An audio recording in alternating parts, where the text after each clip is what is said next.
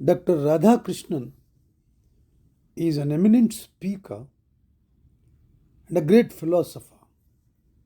One may have his own ideas about his interpretations on philosophical treatises, but his commitment to the future of mankind and his advice to the mankind, his interpretation of ancient knowledge to the modern relevance of the modern society are always appreciable because the main content of his philosophy of education was education must enlighten the understanding and it should enrich the character of a student.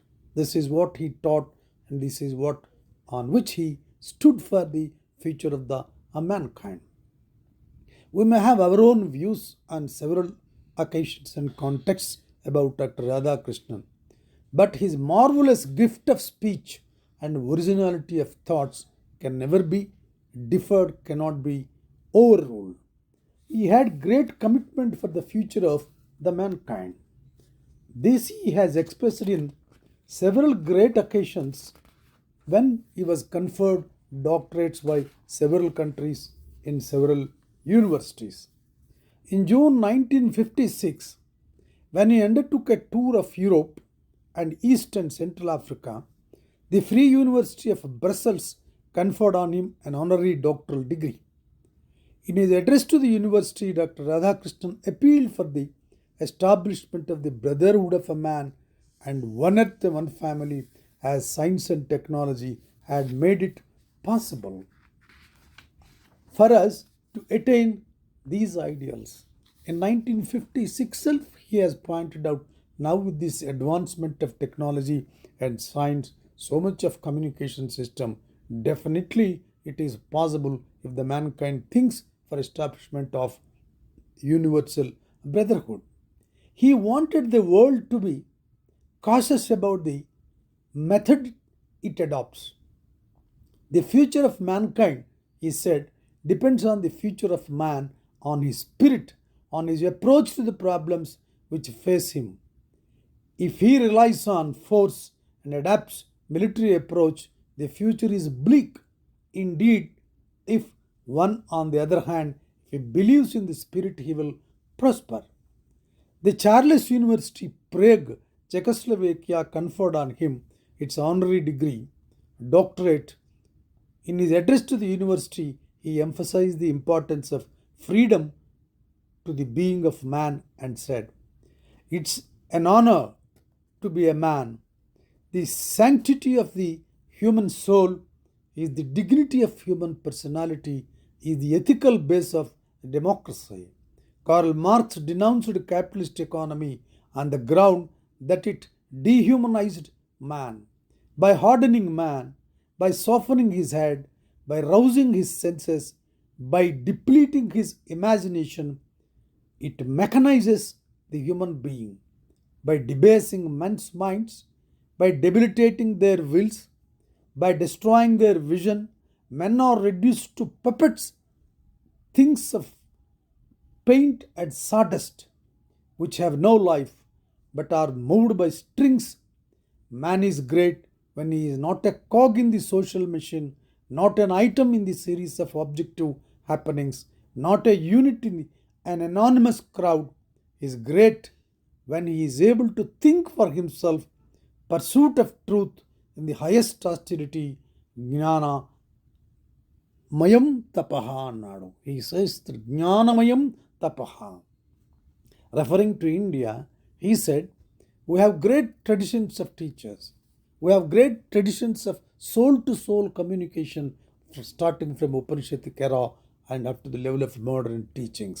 If there is no soul-to-soul communication, how can a teacher give or instigate to the mind of his shishya, vidyarthi, student, for the traveling of his brain or molding his brain or mentoring his brain to the philosophical inquiry of society, his life and his role in the society and society's role in the advancement of his life. These sort of teachings of Dr. Radhakrishnan are very much plenty available for the youth to read because he stood for universal brotherhood. He always pleaded education must enlighten the understanding and it should enrich the character. In his perception, enriching the character means it is an integrated personality development, not mere transmitting skills. If a teacher is meant for mere transmitting a textbook knowledge and mere transmitting a skill of learning something about a specific segmented knowledge, he cannot be considered as a teacher. And that is why, whenever he interpreted, whenever he taught, whenever he spoke about education or even an art, his definition, the way in which he defined is very wide and always pleaded for the emancipation of a student into the level of a philosophical inquirer. He always stood for inquiry, that quest for knowledge, that quest for inquiring into a particular aspect of life or a country or anything, society, by own himself.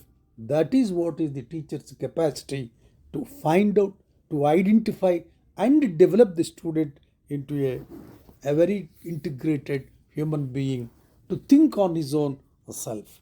In this context, he defined art also in a very different way compared to others. He quoted Kala Kam Paramatmanam Latigranati iti Kala Atma Samskriti Vava Shilpani.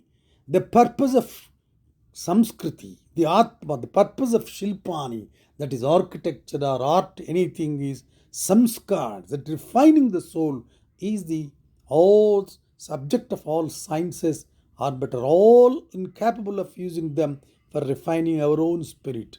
If science is used just for mere the sake of a luxury, for the sake of elevation of physical condition, universal brotherhood can never be established.